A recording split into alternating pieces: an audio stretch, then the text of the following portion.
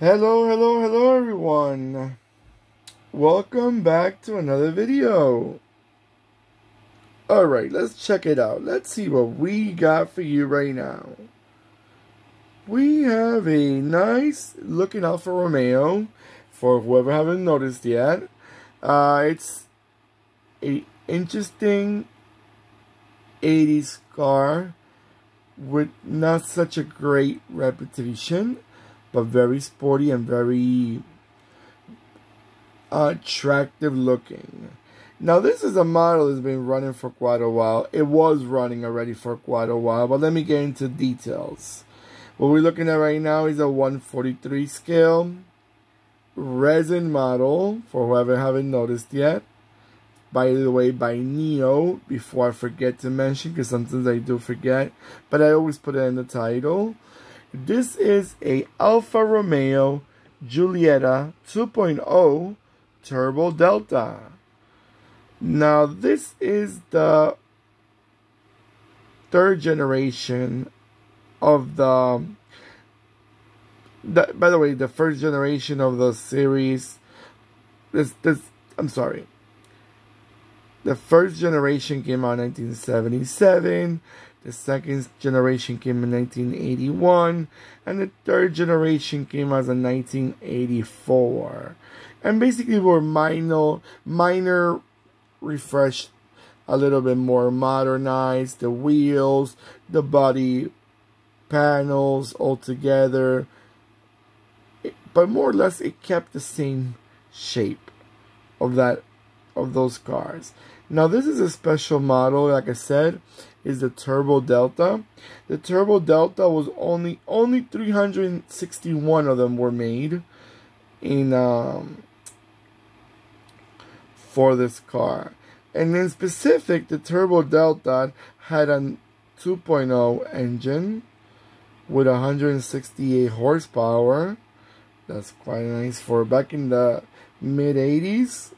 Not a bad engine. By the way, the Turbodelta was made between 1982 and 1985. And I think it was a racy looking. I like how they made it a two-tone color. Very common back in the days in the 80s and 90s. I like how it has a big muffler, pipe. Because they want to make sure it's being a Turbodelta, it gives a bit of meaner look into it. I like those wheels. We all know Neo makes great looking diecast. That's nothing new. Nothing new to this, to us. Sometimes their body parts are a bit fragile. What I mean is that you gotta treat them with care, like any other resin model. But that's the whole point of it. But you just have to know how to treat them right. It's not a toy. It's not for you to play and crash them against the wall. No. I wouldn't recommend none of these cars that I'm posting as a toy. These are not for kids. A lot of cars have small parts. They can choke and not good. For little kids, you want to make sure you get the ones that are kind of sturdy, like Hot Wheels and stuff like that. Now, transmission wise, I'm thinking these only came as a manual, but I'm not sure. Let's see if I can get that information, because I know they had them as a, let's see, they had them as a manual. I'm just not sure if they had them also as only 5-speed manual. Yeah, these cars were never made as an automatic. Alfa Romeos from the 80s and late 70s, they were not really automatic inclined. Especially Italian cars, they were, I think, one of the, from the European models, they're one of the least inclined to make an automatic out of it. Unless you go into like a higher class, like a Maserati, something that may be more suitable for an automatic. Alright guys, so let it go around a few times, and I'll be right back.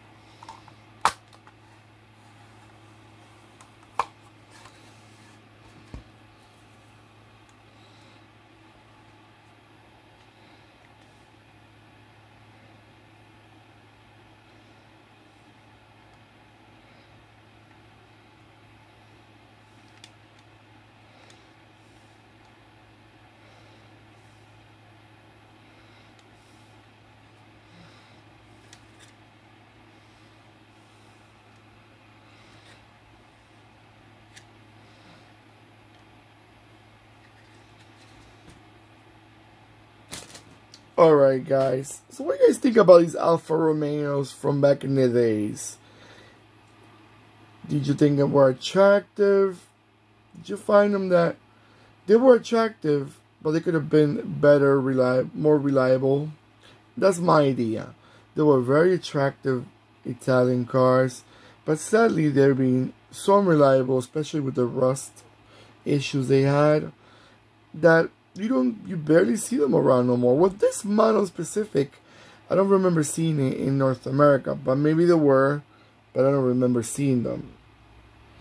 But like I said, being so unreliable with the body that you barely see them around.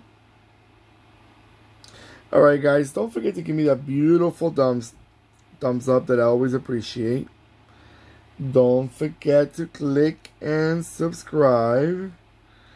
And when you click and subscribe, don't forget to click the bell next to the subscribe button. That will remind you when I'm posting more videos. Okay? Comment below. Let me know what you guys think, where you're from, what cars you're interested in seeing, and all that. Alright? Take care of yourselves more than ever. And goodbye.